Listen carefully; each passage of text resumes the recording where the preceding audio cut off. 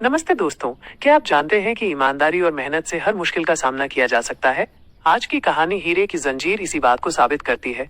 अगर आप इस कहानी के रोमांचक सफर में मेरे साथ शामिल होना चाहते हैं तो इस वीडियो को तुरंत लाइक करें और सब्सक्राइब का बटन दबाकर हमारे परिवार का हिस्सा बने। एक समय की बात है, एक दूर देश में अनिरुद्ध नाम का एक बहुत ही अमीर और नेक दिल व्यापारी रहता था। उसके पास हीरे, मोती और तरह तरह के बेशकीमती रत्नों का व्यापार था। उसका व्यापार 7 समुंदर पार तक फैला हुआ था। अनिरुद्ध के पास हर तरह की दौलत थी, लेकिन उसके दिल में सबसे बड़ी दौलत उसकी पत्नी मेघा और उनके 2 बच्चे आकाश और जारा थे। अनिरुद्ध का जीवन सुख शांति से बीत रहा था, लेकिन कहते हैं ना, इंसान के जीवन में उतार चढ़ाव आते रहते हैं। एक दिन अनिरुद्ध को पता चला कि उसका सबसे बड़ा जहाज समंदर में डूब गया है और उसके साथ उसका सारा माल और कर्मचारी भी खत्म हो गए हैं। इस खबर ने उसे गहरा सदमा दिया, लेकिन उसने हिम्मत नहीं हारी और कई और जहाज माल से भरकर दूसरे देशों में भेजे। कुछ ही समय बाद उसे फिर से बुरी खबर मिली कि उसके सारे जहाज रास्ते में ही लूट लिए गए हैं। एक झटके में अनिरुद्ध की सारी दौलत चली गई। वो राजा से फकीर बन गया। उसके दोस्त और रिश्तेदार जो कभी उसके आसपास मंडराते थे, अब उसे देखकर मुंह फेर लेते थे। मेघा ने हिम्मत नहीं हारी। उसने अनिरुद्ध से कहा, मेरे प्यारे, हिम्मत मत हारो। अगर हम एक एक करके अपनी मुसीबतों का मुकाबला करेंगे तो हमें जरूर कामयाबी मिलेगी। मेघा ने अनिरुद्ध को सलाह दी कि वो रोज भीख मांगे और जो भी मिले उसमें से थोड़ा थोड़ा बचा कर रखे।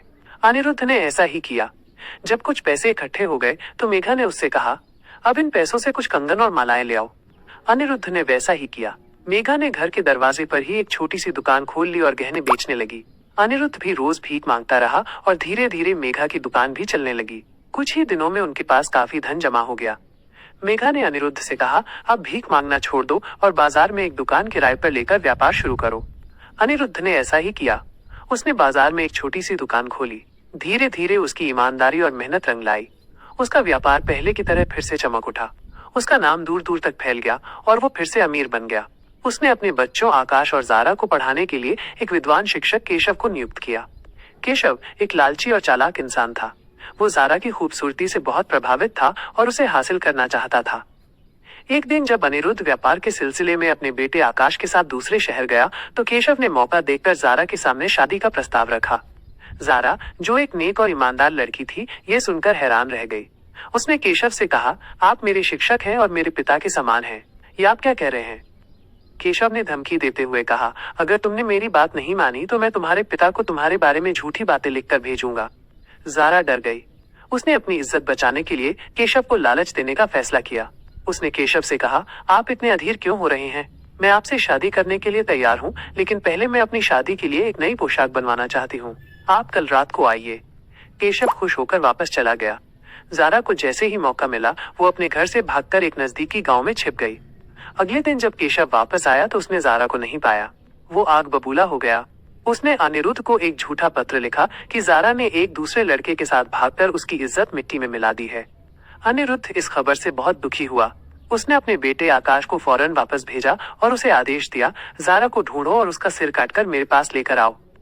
आकाश अपनी बहन को मारने के लिए गया, लेकिन जब उसने उसे पाया तो वो उसे मार नहीं सका। वो जारा को एक घने जंगल में छोड़ आया और एक जानवर का खून लगाकर अपने पिता को रुमाल दिखाया। अनिरुद्ध ने समझा कि उसकी बेटी अब इस दुनिया में नहीं है और वो शांति से रहने लगा। जंगल में अकेली जारा रोती रही, लेकिन उसने हिम्मत नहीं हारी। वो कई दिन भूखी रही, लेकिन एक दिन उसे एक गुफा मिली जहाँ वो रहने लगी। कुछ समय बाद वसंत नाम का एक राजकुमार शिकार के लिए उस जंगल में आया। उसने जारा को देखा और उसे पहली ही नजर में उससे प्यार हो गया। वसंत ने जारा को अपने महल में ले जाकर उससे शादी कर ली। कुछ ही साल में उनके 2 बच्चे हुए। एक दिन जारा अपने माता पिता को याद करके रोने लगी। वसंत ने जब रोने की वजह पूछी तो जारा ने बताया कि वो अपने माता पिता से मिलना चाहती है। वसंत ने अपने वजीर के साथ जारा और उसके दोनों बच्चों को उनके घर भेजने का फैसला किया। लेकिन वसंत का वजीर भी केशव की तरह एक लालची और बुरे दिल का इंसान था। उसने जारा को जंगल में अकेला पाकर उस पर बुरी नजर डाली। जब जारा ने उसका विरोध किया तो उसने उसके दोनों बच्चों को मार डाला और जारा को जंगल में अकेला छोड़कर भाग गया। जारा एक बार फिर अकेली हो गई, लेकिन इस बार उसने हिम्मत नहीं हारी। वो बहुत रोई, पर उसे यकीन था कि उसके बच्चे जिंदा हैं। उसने ईश्वर से प्रार्थना की। उसकी प्रार्थना रंग लाई। कुछ देर बाद उसके दोनों बच्चे चमत्कारिक रूप से जिंदा होकर उसके सामने आए। जारा खुशी से रोने लगी। जारा अपने बच्चों के साथ अपने पिता के शहर में गई। उसे डर था कि कोई उसे पहचान न ले, इसलिए उसने अपना भेष बदला और एक अजनबी के रूप में अपने पिता की दुकान में काम करने लगी। एक दिन अनिरुद्ध की दुकान में वसंत भी आया। वसंत भी अपनी पत्नी को ढूंढ रहा था। दोनों ने एक दूसरे को नहीं पहचाना। तब जारा ने वसंत से कहा, क्या आप मेरे पिता की कहानी सुनना पसंद करेंगे? उद्धरण चिन्ह। वसंत ने हाँ कहा। जारा ने एक एक करके सारी कहानी सुनाई कि कैसे एक नेक व्यापारी अपने दोस्तों और रिश्तेदारों के लालच की वजह से सब कुछ खो देता है, कैसे एक बेटी को उसके ही शिक्षक के लालच ने घर छोड़ने पर मजबूर कर दिया और कैसे एक राजकुमार अपनी पत्नी और बच्चों को खो देता है। कहानी सुनकर वसंत हैरान रह गया। उसने कहा, ये कहानी मेरे जीवन से मिलती जुलती है। तब जारा ने अपना असली रूप दिखाया। वसंत उसे देखकर बहुत खुश हुआ। उसने जारा को अपने गले लगा लिया और अपने पिता के पास वापस ले गया। ये सुनकर कि जारा और उसके बच्चे जिंदा हैं, अनिरुद्ध भी बहुत खुश हुआ। उसने फौरन केशव को बुलाया और उसे उसकी बुरी करने की सजा दी। इस तरह अनिरुद्ध को उसकी बेटी वापस मिल गई और वसंत को उसकी पत्नी और बच्चे वापस मिल गए। ये कहानी हमें सिखाती है कि जीवन में कितनी भी मुसीबतें क्यों ना आए, हमें कभी हिम्मत नहीं हारनी चाहिए। सच्चाई और ईमानदारी हमेशा जीतती है।